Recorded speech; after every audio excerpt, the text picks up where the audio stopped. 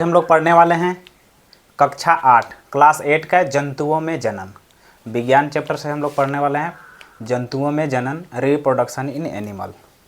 तो शुरू करते हैं सीधे। तो हम लोग पढ़ेंगे भाई आज जंतुओं में जनन रिप्रोडक्शन इन एनिमल। तो सबसे पहले आपको पता होना चाहिए कि ये जनन क्या है, तब देखेंगे ये जंतु में होगा कि पादप में होगा। तो सबसे पहला आपको क्या याद रखना है, जनन, कि ये जनन क्या है। रिप्रोडक्शन, अगर आपको से कहें रिप्रोडक्शन क्या है, जनन क्या है, तो ये एक जैविक प्रक्रिया है, जैविक प्रक्रम है। ये जनन क्या है भाई, जैविक प्रक्रम है।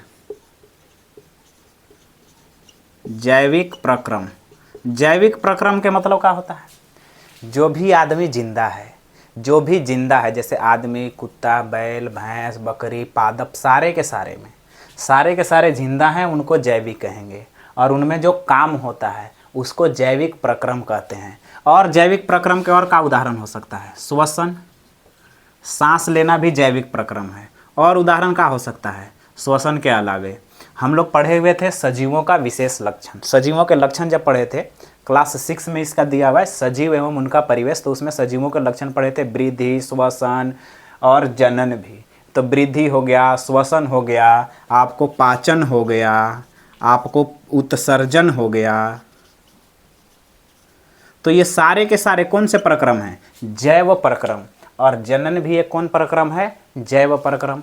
तो आखिर ये कार्य, ये प्रक्रम हम लोग करते ही क्यों हैं, अपने उत्तरजीविता को बनाए रखने के लिए। तो आपको से अगर पूछे कि हम लोग जनन क्यों करते हैं भाई, तो अपने उत्तरजीविता को बनाए रखने के लिए, अपने उत्तरजीविता को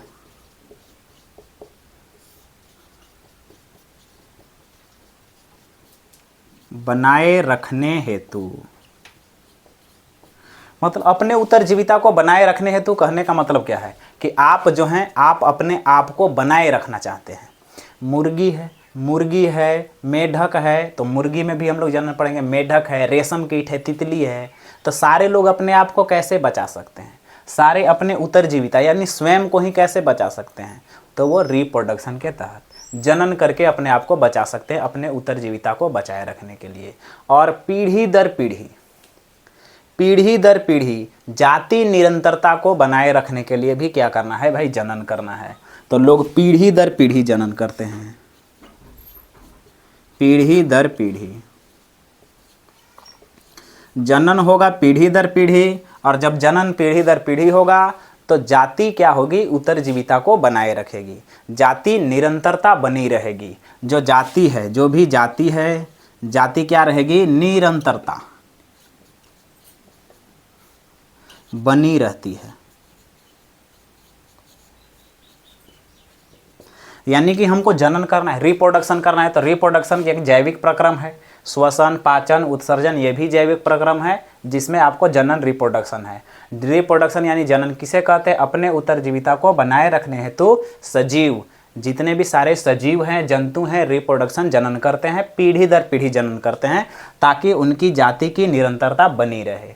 पीढ़ी दर पीढ़ी रिप्रोडक्शन करेंगे, जनन करेंगे, ताकि उनकी उत्तरजीविता बनी रहे, निरंतरता बनी रहे। जैसे मानव तो बहुत सालों से, मानव बहुत वर्षों से चलते आ रहे हैं, तो मानव खत्म क्यों नहीं हो गए, क्योंकि वो रिप्रोडक्शन करते हैं, वो जनन प्रक्रिया करते हैं, जनन जैव प्रक्रम करते हैं। अब बात करते हैं कि जनन करते हैं तो कैसे करते हैं, क्योंकि हम लोग जंतुओं में ही जनन देखने वाले हैं। तो हम लोग बात करेंगे जनन ये 2 प्रकार से होते हैं। तो जो जनन है, रिप्रोडक्शन जो है, जनन किस में, जंतुओं में। तो ये जो जंतुओं के अंदर जनन है, ये 2 प्रकार की होती है। जंतुओं के अंदर जनन कितने प्रकार से हो रही है, 2 प्रकार से। एक है हमारे पास लैंगिक जनन,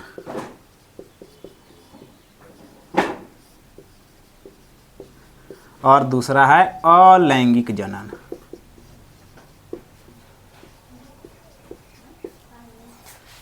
लैंगिक जनन, अलैंगिक जनन, इंग्लिश में इसको सेक्सुअल रिप्रोडक्शन, इसको एसेक्सुअल रिप्रोडक्शन। तो जनन, reproduction, how many types of reproduction, 2 types of reproduction.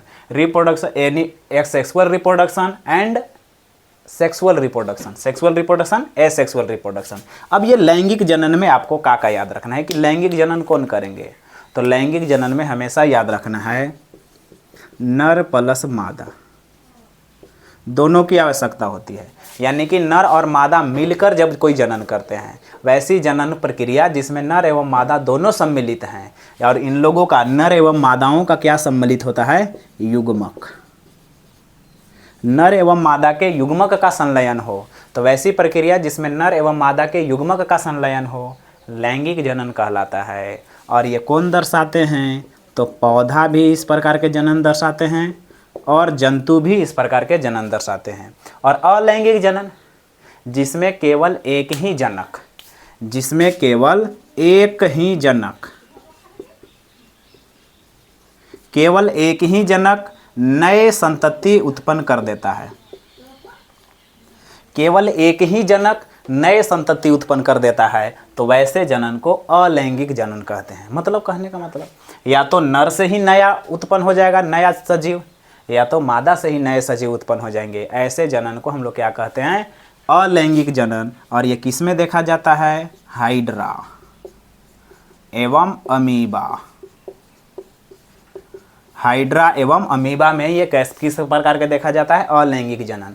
गुलाब में भी अलैंगिक जनन देखा जाता है। जब हम लोग पौधे में जनन पढ़ेंगे, रिप्रोडक्शन एंड प्लांट पढ़ेंगे, पौधे में जनन पढ़ेंगे, तो उसमें देखेंगे कि गुलाब में भी अलैंगिक जनन देखने को मिलता है। आप जो कलम देख रहे हैं, कलम, आप कलम का पौधा लगवाएं ना, आम का कलम, तो बहुत सारे प्रकार फलों का कलम होता है, अमरूद का कलम, तो सारे के सारे कलम किस विधि, कौन से प्रक्रिया द्वारा जनन किए हैं, अलैंगिक जनन है। एक प्रकार का वो अलैंगिक जनन ही है। तो आप जंतुओं में जनन देख लिए, तो लैंगिक जनन में नर एवं मादा की जरूरत होती है, दोनों का युग्मक बनते हैं और युग्मक का संलयन होता है, पौधा में भी होता है, जंतु में भी होता है। अलैंगिक जनन हाइड्रा में और अमीबा में होता है। तो यहाँ तक आप कंप्लीट है। तो ये है जनन। अब हम लोग आगे देखने वाले हैं कि मानव में जनन। मानव जब जनन करेंगे तो उनमें कौन कौन सी लैंगिक संरचनाएं पाई जाती है, किस प्रकार से जनन करेंगे, विस्तार से हम लोग का मानव में जनन। जनन समझ गए, जनन एक जैव प्रक्रिया है जिससे जाति की निरंतरता बनी रहती है, यानी मानव बने रहेंगे, खत्म नहीं हो सकते हैं जनन के द्वारा। तो मानव में जनन अगर देखने वाले हैं तो सबसे पहले इनके जनन की संरचना देखेंगे। अब आपको पता है मानव के अंदर जो जनन होता है वो किस प्रकार का जनन है, लैंगिक जनन। अब आपको पता है लैंगिक जनन करने के लिए नर व मादा दोनों की आवश्यकता होती है।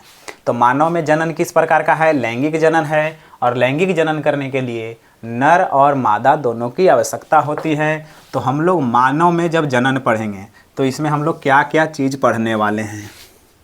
सबसे पहले पढ़ेंगे नर जनन अंग, यानी कि नर को जनन करने के लिए कौन कौन से अंग हैं, नर जनन अंग।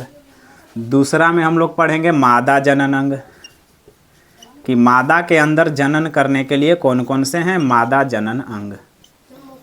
और तीसरा में पढ़ेंगे कि जब नर के अंदर से युग्मक का निर्माण हो जाएगा, नर जनन अंग से युग्मक का निर्माण हो जाएगा, मादा जनन अंग से युग्मक का निर्माण हो जाएगा, दोनों युग्मक जब मिलेंगे तो हो जाएगा निषेचन। तो अगला टॉपिक है हम लोग का निषेचन।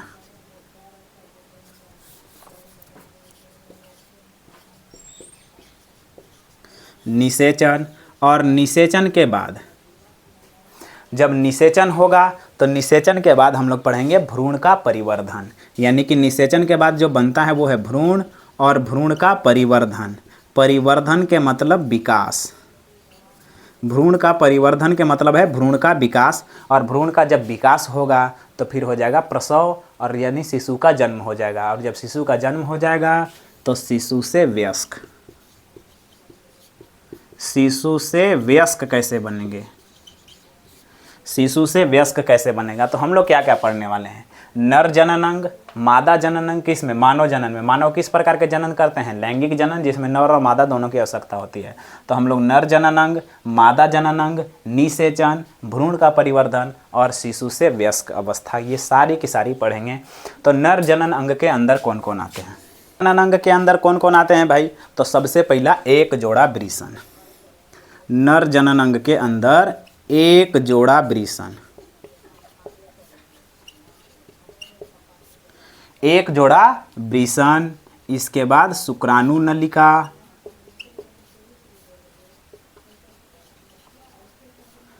और तीसरा नंबर में सीसन।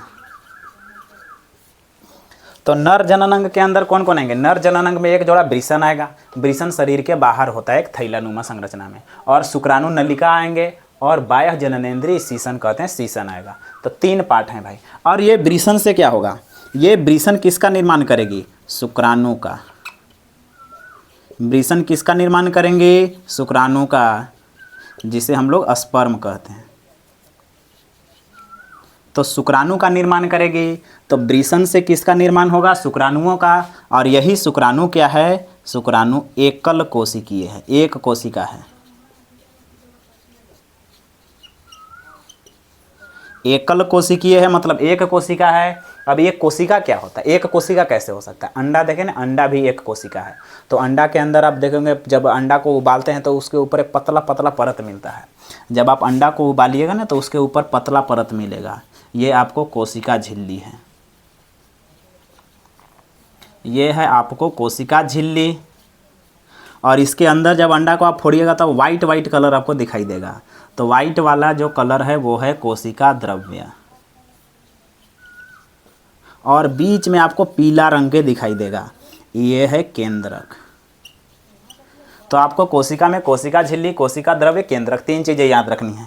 तो ये भी एकल कोशिका है, एक कोशिका है। तो इसके अंदर भी कोशिका झिल्ली मिलेगी, कोशिका द्रव्य मिलेगा, केंद्रक मिलेगा। और ये इसी को हम लोग क्या कहते हैं? युग्मक। और ये किसका युग्मक है? नर का है। तो नर युग्मक। तो आपको कहेगा नर युग्मक कौन है? शुक्राणु। नर जननांग में मेन कौन है? वृषण। और कौन है? शुक्राणु नलिका। और कौन है? सीसन। तो ये हो गया नर जननांग। तो वृषण से किसका निर्माण हो जाएगा? शुक्राणुओं का। और शुक्राणु स्पर्म इसको बोलते हैं, एकल कोशिकीय है, नर युग्मक है। मादा जननांग में, तो मादा जननांग में सबसे पहले आती है अंडाशय। और अंडाशय की संख्या 2 है, मतलब एक जोड़ी अंडाशय है, एक जोड़ी वृषण भी है। और इसमें अंडवाहिनी नलिका, अंडवाहिनी या फैलोपियन नलिका,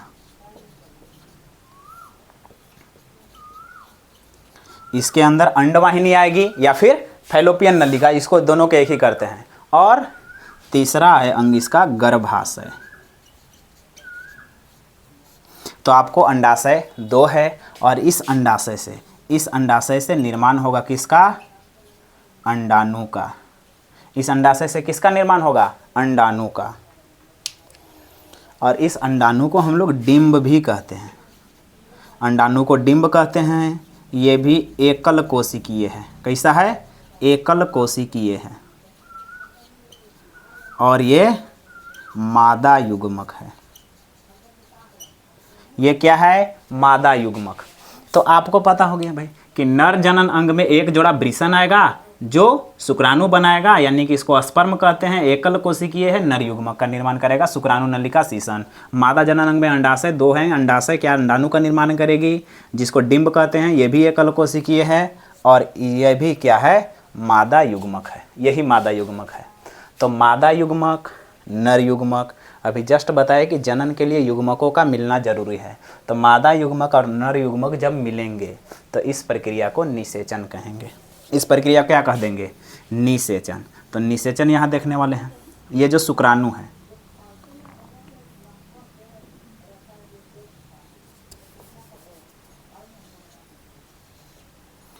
ये शुक्राणु और ये अंडाणु, ये है हमारा शुक्राणु और ये है अंडाणु। अब इस शुक्राणु को अंडाणु से मिलाएंगे। तो मिलाने को, इसको अगर दोनों को मिला दें, यानी कि ये और ये दोनों मिल गए तो एक कोशिका बनाएंगे और इसको कहते हैं संलयन। ये शुक्राणु और अंडाणु के मिलने को क्या कहते हैं भाई? शुक्राणु और अंडाणु मिल गया, ये हो गया संलयन। और संलयन से इसका निर्माण होता है युग्मनज। संलयन से किसका निर्माण होगा? युग्मनज का। और ये युग्मनज एकल कोशिकीय है और इसके अंदर तो 2 केंद्रक हैं, एक इसका वाला इसके अंदर वाला और एक इसके अंदर वाला। और दोनों आपस में क्या हो गए हैं? मिल गए हैं। और मिलने के बाद क्या बन गया है? युग्मनज। और ये युग्मनज आगे चलकर क्या बनाएगा, भ्रूण। आगे चलकर क्या बनाएगा, भ्रूण, और भ्रूण में होगा परिवर्धन। इस भ्रूण के अंदर ये भ्रूण अंड, ये युग्मनज फैलोपियन नलिका के अंदर जाएगा, ये भ्रूण किसके अंदर जाएगा, गर्भाशय के अंदर, और इसका विकास होगा, मतलब भ्रूण का परिवर्धन। और इसके अंदर विकास होगा 9 महीने तक, 9 माह तक विकास होगा, और विकास होने के बाद इसका शिशु का जन्म होगा, और शिशु का जन्म होगा तो जन्म से फिर वयस्क हो जाएगा। तो ये है हमारे मानव जनन, मानव के अंदर जनन। तो आपको कैसा वीडियो लगा बताइए, मिलेंगे अगले क्लास में। जय हिंद।